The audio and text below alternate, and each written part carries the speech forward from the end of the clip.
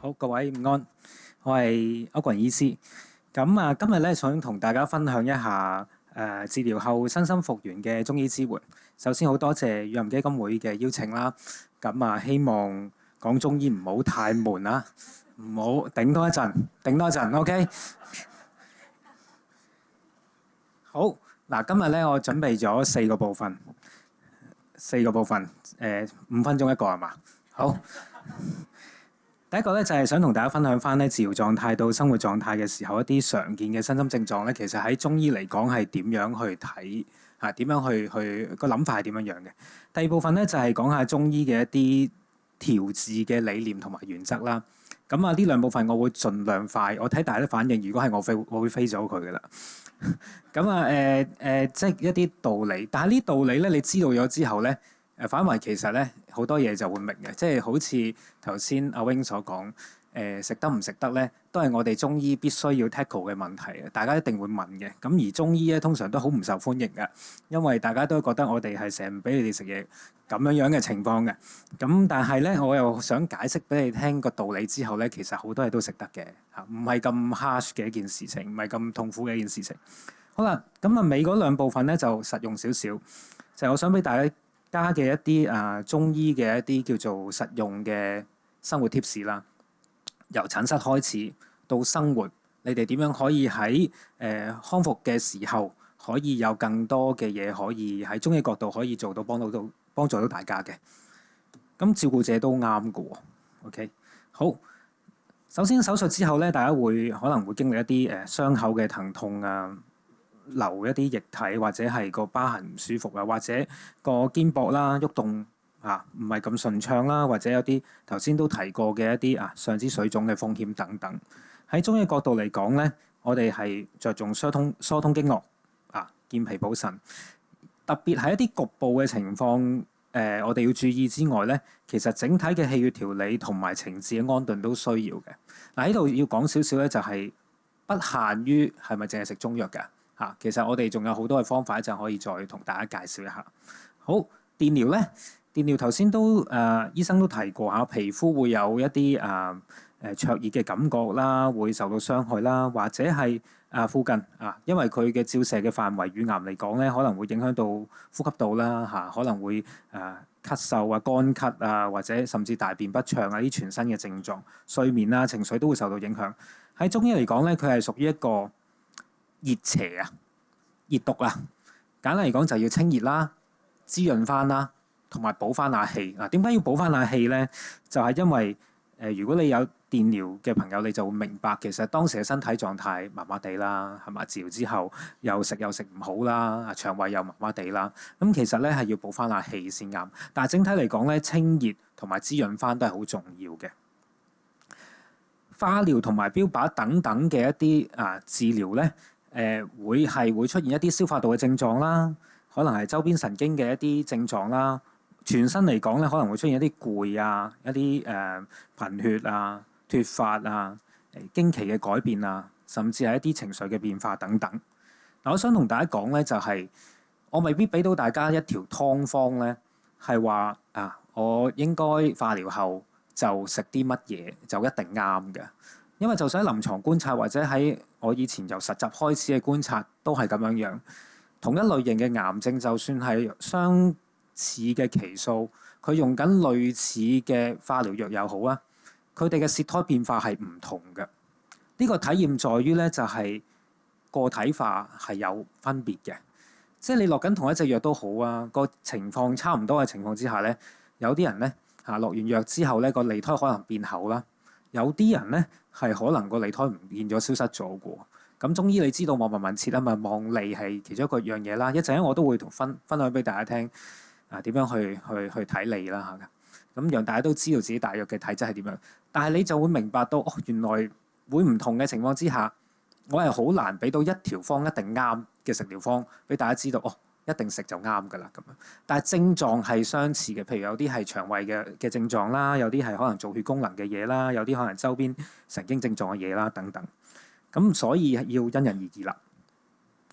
內分泌治療咧，我相信大家好多朋友都經歷緊，可能會出現一啲好似更年期嘅症狀，例如潮熱、出汗、睡眠嘅問題、關節嘅問題等等嘅情況。咁中醫嚟講咧，就係叫陰陽失調啦。咁陰陽失調就好廣闊嘅，究竟係點樣失調法咧？我一陣會再講多啲嗱。咁啊，大約係呢類型嘅症狀，但係你會明白到咧，其實有部分咧係身體嘅症狀啦，有部分咧亦都係同心理有關嘅，所以係一個身心症狀嘅一個群體嚟嘅。咁中醫嚟講，自古以嚟咧，我哋都好着重究竟我哋開嘅中藥，就算做針灸都好，形式上你見到嘅嘢係睇到嘅。但係實際上，我哋可唔可以兼顧到身心靈都做到個治療或者做到個調理咧，都係好重要嘅。喺中醫嚟講係需要嘅。咁所以咧，簡單嚟講就係我哋可能會涉及到一啲氣血嘅損耗啦、臟腑功能嘅失調啦，甚至情緒嘅變化咧。有時可能唔係休息一下就 OK。咁中醫咧係可以幫手，幫助大家喺復原期裏邊咧可以幫助大家去身心復原進入一個良好嘅生活狀態。講完第一部分啦，幾耐啊？緊張添。OK， 第二部分咧就係講原則啦。原則咧就簡單，第一樣嘢，治未病嘅概念，我相信大家有如果去過睇中醫都明嚇。治未病咧，除咗講防止呢個疾病發生之外咧，如果真係病咗，我哋就要防止佢變得更加差啦，或者係復發啦等等嘅情況，係嘛？呢個係治未病嘅概念，係一個好闊嘅概念，未講到點樣處理個病住。OK， 處理個病咧，我哋有兩樣嘢啦。第一樣嘢就係整體觀念，咩意思咧？一陣我就會同大家講其實乳癌喺中醫嘅角度係涉及邊幾個臟腑嘅咧？咁樣咁好幾個臟腑，大家都必須要記得嘅嚇。咁你就會明白我哋之後要做啲乜嘢㗎。第二樣嘢咧就係我哋要知道乳癌呢個病啦，呢個症型啦，同埋呢個症狀咧，究竟係點樣去點樣去幫助到去解構？究竟呢個情況之下，我哋要點樣處理？好啦，講翻少少歷史先，一定要講嘅，因為唔係個個癌症咧喺我哋古籍上邊咧都咁清楚咁記載到。嗱，畢竟咧乳癌係現代嘅病名啦，係西方醫學嘅病名啦，係嘛？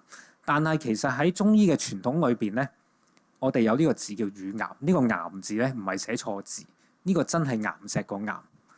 喺我哋嘅古籍裏邊咧，係好多時有形容到乳癌呢一個病，而同現代嘅惡性腫瘤喺乳房裏邊惡性腫瘤咧係非常之相似嘅。因為你見到咧佢初就話好似粒豆咁大啦，慢慢生長啦，初唔痛，後尾開始變得開始痛啦、潰瘍啦、潰爛啦，而且仲講明係一個惡症啦，一個咧係會導致人死亡嘅症狀啦，好難醫啦咁樣。喺古代係可能會發生到呢啲情況啦。咁喺現代醫學嘅進步裏邊，就好少會出現到去到後期潰爛啊等等嘅情況。但係我哋可以知道咧，因為咧乳癌係生喺乳房裏邊咧，佢係會真係潰爛嘅時候會俾病者見到，唔似一啲癌症咧喺身體入邊嚇。咁既然佢呢度講得嘅乳癌咧，我幾相信咧佢嘅治療經驗咧係同現代嘅乳腺癌咧係非常之有關係嘅。所以咧唔係咁多種癌症，係只有一啲咧係生喺外邊嘅癌症咧，我哋喺中醫嘅古籍裏邊咧係有更多嘅靈感可以提出嚟，俾而家處理癌症嘅時候去選用，就係咁解嚇。因為譬如咧，有陣時我哋見到有古籍裏邊講一啲屙血嘅病人，但係唔一定係大腸癌噶嘛。大腸癌有咁多種，而且屙血嘅原因都唔一定係癌症，咁係好難完全對應到。但係呢一個咧就非常之對應到啦。咁所以咧，我哋總括嘅一句咧就係肝係好重要嘅。嗱，呢個肝經咧或者肝啦，中醫講嘅臟腑，第一個最重要講乳癌最對應到就係肝啦。嗱，但係呢個肝咧就唔一定係講緊我哋現代醫學嗰個肝。我哋中醫嗰個肝咧，除咗講現代醫學嗰個肝之外咧，更多係講緊，簡單嚟講就係講緊情緒嘅管理、波動或者係猛症。你聽過肝火盛啦，係嘛？肝火盛咧，咁呢個唔係講緊你驗血或者乜嘢嘅肝功能有問題或者諸如此類噶嘛。就算有陣時你去睇中醫嘅時候，你話中醫分析話，你個肝可能有啲問題，嗱，你千祈又唔好緊張。我哋講緊係中醫個肝，OK。咁啊可能同緊情緒啊、猛症啊，因為肝咧同怒氣好有關係嘅。當肝氣上逆嘅時候就點啊？係我而家好緊張啦，係啦，跟住咧就會面都紅埋，係咪？跟住咧就會唔知自己講乜。OK，咁呢個咧就係肝。咁所以今日咧，我想之後嘅10分鐘咧，就係圍繞呢個肝嘅中醫嘅肝嘅呢個概念咧，去同大家講點樣去喺復原期裏邊點樣去做得更加好啦。除咗肝之外咧，腎係好重要嘅。腎咧就係肝嘅泥土，即係肝咧就係你當係一棵樹木，中醫嚟講。咁樹木有泥土先可以生長噶嘛。佢營養來源，佢嘅背後嘅 support 嘅資源喺邊度咧？就喺個腎嗰度。所以成日講腎虛咧，就唔係講緊你泌尿系統嗰個腎。我哋而家中醫講嗰個咧，唔係單止講嗰個，係講緊更多嘅係講緊你身體裏邊儲咗幾多嘅資源俾你用嚇，咁樣嘅意思。所以肝腎係好重要。咁脾胃咧就係講緊中醫一直以嚟覺得乳房咧係屬於同胃有關啦。咁所以脾胃係好相關嘅。不過我哋今次咧都係講翻肝腎。另外咧就係任脈同埋衝脈啦。呢度咧就唔係同大家練功啊，咩任督二脈嗰啲咁樣嘅嘢。但係我想講嘅就係喺前邊嘅一啲經脈啦，由肚一路上到去心口啊、面啊咁樣。大家如果經歷過知道一啲荷爾蒙嘅治療啦，你可能有啲潮熱啊、出汗啊，你會感覺到嗰種熱氣咧，好似衝上嚟嗰啲 hot flash 嘅感覺嘅時候，你就會明白喺中醫嘅角度就係呢啲經脈氣血唔平衡，導致到好似衝上嚟嘅感覺。所以我哋要穩定啲 calm down 佢哋。OK， 而家就有啲難啦。OK， 咁咧喺中醫嚟講咧，一直有講到啦，女子咧有唔同階段嘅氣血變化嘅。我大約 mark 翻咧就係、是、譬如去到57，即係57就35啦，冇計錯。OK， 咁啊開始氣血咧慢慢有啲衰弱，我哋就要注意。咁啊去到更年期嘅時候就要更加注意啦，因為肝腎啊氣血嗰啲更加大變化，更加衰弱啦。所以喺中醫嚟講咧，面對一個乳腺癌嘅患者嚟，佢嘅年紀喺咩時候患病咧？對我哋嚟講係有意義嘅，係在於更年期前後嘅婦女啊，絕經之後嘅啦，淨係即係相對年輕嘅婦女啦。我哋會喺即係處方啊或者用藥上邊係有啲唔同，俾翻大家知道。總結咗一句就係要清理一啲唔好嘅嘢，即係清理嗰啲肝火啊嗰啲咁樣嘅嘢嚇，要調暢下氣血，即係調暢下心情啦。同一時間咧係調節臟腑嘅平衡，尤其是向上向下嘅一啲咁樣氣嘅變化，最緊要平衡。OK， 咁咧你記得呢幾個字咧，你記得肝嘅呢啲概念、腎嘅呢啲概念咧，今日已經係好足夠啦。咁所以咧，我跟住就係開始咧第3、第4部分。就係有啲小 tips 俾大家，點樣可以喺生活上面可以促進到個身心復原嘅。咁首先由診室做起點啦。我哋睇症嘅時候咧，中醫可以分享少少嘅，但係又唔係要求大家今日即刻就變成一個中醫師嘅。咁但係咧，我哋有時咧會見到啲藥咧俾大家即係當係興趣咁樣啦，知道一下我哋中醫會有機會開啲乜嘢咧？頭先所講有肝氣啊嘛，唔係肝火啊嘛，或者肝鬱啊嘛，鬱結啊嘛，疏肝解鬱嘅藥，譬如咩鬱金啊、香附啊呢啲有鬱字，我都知係疏肝解鬱啦。OK， 咁呢類型啦。咁另外咧，仲有啲夏枯草係咩嚟㗎？有啲軟堅散結清肝火嘅，大家平時飲涼茶都有聽過啊。咁另一個仲有咧絲瓜絡啦，絲瓜絡頭先話通絡啊嘛，絲瓜絡就唔係愛嚟省煲嘅。OK， 係今次係真係愛嚟喺藥煲裏邊嘅，係一個煲嚟俾大家咧，就係愛嚟疏通，尤其是我自己臨床上最多用嘅咧就係乳房啦，因為個形象似啊。第二樣嘢就係肺啦，愛嚟排痰，排埋清埋啲痰就最好噶啦。咁呢度係一個點啦。咁所以有時咧淋巴水腫咧，我哋會一陣再講。咁譬如有啲病人嚟到嘅時候咧，啲病案就係會分享就係話一樣咧，佢嚟到乳腺癌，佢可能出現水腫啊，出現潮熱盜汗啊，食緊 tamoxifen 啊等等嘅時候，我哋都係會用，有時會用針灸啦，可能有時會用中藥啦等等去處理，係一個個體化嘅治療嚟嘅。所以你唔好覺得奇怪啊！中醫可能會問長問短嘅喎，問下你點樣發病啊？你啲化驗報告又可以嘅話，可以唔可以 share 俾我睇睇啊？可以知道咧，究竟你係做緊咩治療？可以知道得悉到究竟而家嘅肝腎功能嘅情況係點，配合得更加好嘅時候咧，其實你嗰個時機就更加準確啦。啊，究竟中西醫可以點樣去配合咧？點樣靈活安全地配合咧？亦都避免一啲衝突咧。咁呢樣嘢係重要嘅。咁個體化治療咧，其實喺古籍裏邊已經講咗㗎啦。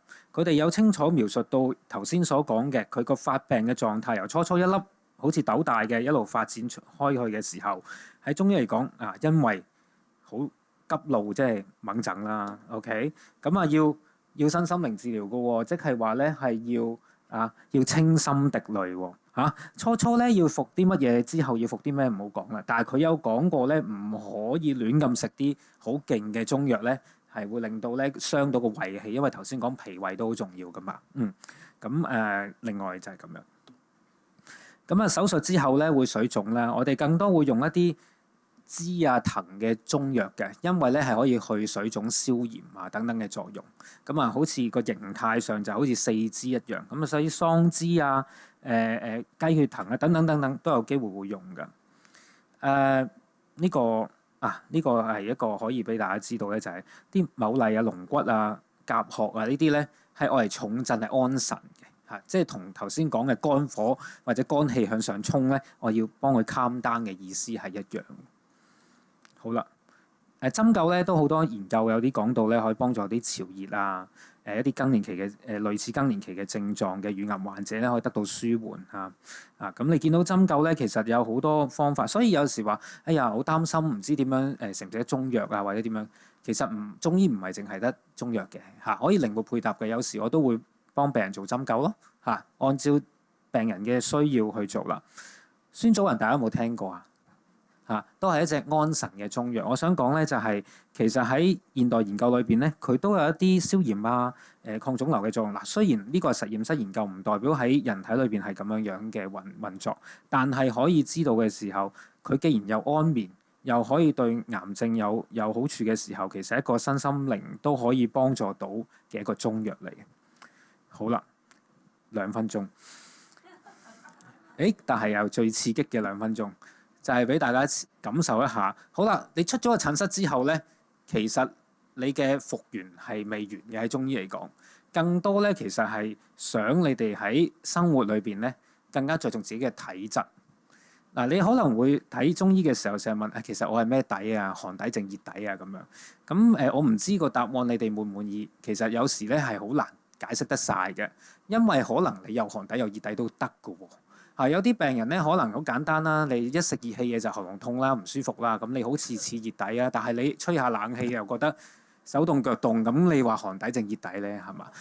係啦，所以咧個底就唔係咁容易起得清嘅。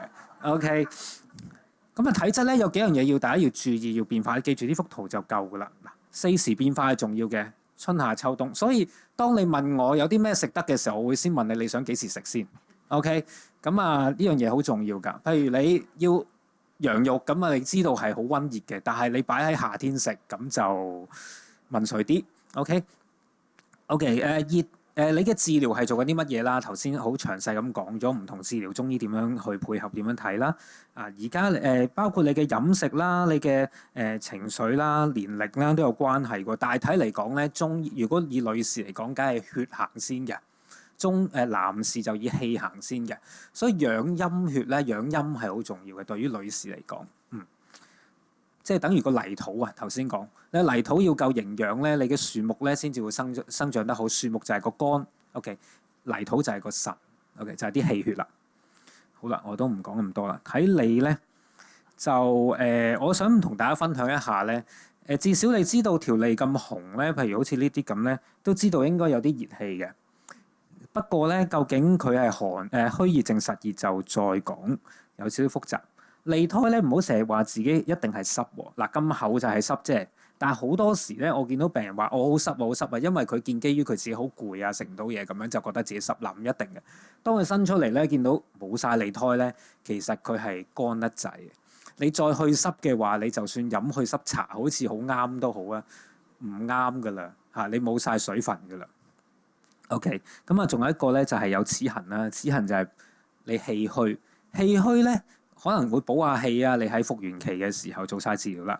咁但係補下心類或煲下湯嘅話咧，其實心都有好多種嘅，至少你要知道花旗參係涼嘅，黨參啊、人參嗰啲咪熱咯。咁你個體質上係好重要，所以都要記得體質呢兩個字。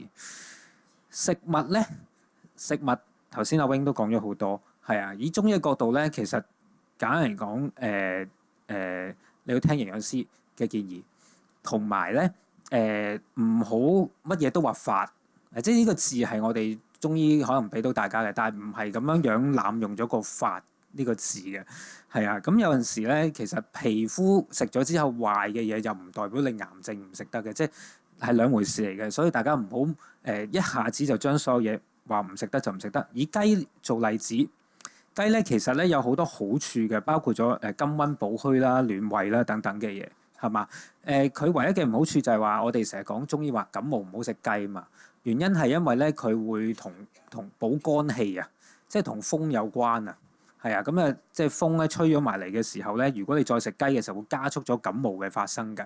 所以咧，你只係肝火盛嗰排，或者肝氣太鬱，即係太強嘅時候咧，即係肝火太犀利嘅時候咧，少食啲就可以啦。唔係話因為你有癌症，係因為個體質嘅問題。好啦，咁啊花茶咧，我只係想同大家分享少少咧，就係譬如玫瑰花啊、菊花啊呢啲咧。花茶咧其實係一個好身心靈嘅治療嘅調治嘅方法嚟嘅，又食得又聞得，飲落去有疏肝解鬱嘅作用，係嘛？咁啊玫瑰花、菊花啊咁樣啦嚇。玫瑰花當然孕婦或者月經期就唔飲得啦咁樣嚇。咁樣夏枯草都係花茶嚟嘅喎，其實嚇佢原本未曬乾之前，其實都幾靚仔嘅喎。OK， 最後啦，我想同大家一個保健操咧，就係今日有好多動作題。咁啊，動作題咧，我都補翻一個動作題先。咁動作題咧就係講下點樣係疏肝解鬱嘅一個動作題咧，就係我哋搓擦呢個章門穴。章門穴咧大體咧就係喺人嘅經絡咧，肝經係行人嘅兩邊，所以我哋咧定時搓擦一下咧係會鋸啲嘅。縱使你而家唔鋸都好，係咁啊！今日有好多呼吸練習啦，咁我都補翻一個呼吸練習。如果將3個呼吸練習，物理治療師啦袁博士啦，同埋我呢個呼吸練習融合一齊咧，我唔知得唔得，但係應該 OK 喎。嗱，其實我只係多一個讀音嘅啫，因為咧我哋都係吸入去呼出嚟嘅時候，當呼氣嘅時候咧，我哋加一個呢個六字訣啦。我唔知大家有冇聽過，其實就係6個字音咧去調節唔同臟腑嘅功能。咁今日我哋淨係講肝，因為今日係我哋主題肝。肝咧就係一個舒。嗱，我哋講正念啊嘛，正念頭先講嘅，除咗即係唔係話一定要諗啲正向嘅嘢，但係又唔好諗到另一個舒字。OK， 咁。呢個係舒服個舒字，咁你就喺一個開心你可以個腦裏邊可以營造一個舒服嘅狀態啦，唔一定係海嘅，有啲人覺得個海好恐怖嘅，唔一定係個海嘅。OK， 當你吸氣、呼氣嘅時候，你可以講呢個發出呢個音就係舒。正如頭先袁博士所講啦，我唔知有冇理解錯啊，即係初你可能做幾秒鐘。但係如果你條氣順啲嘅時候咧，其實可以做長少少嘅嚇。咁呢個咧就係中醫嚟講喺一個套納嘅一個養生嘅方法，就係一個6字訣嘅方法。所以今日有啲講，但係咧就都希望大家可以由中醫嘅診室開始啦，到生活咧都可以有一個好好嘅身心復原。係，多謝晒大家。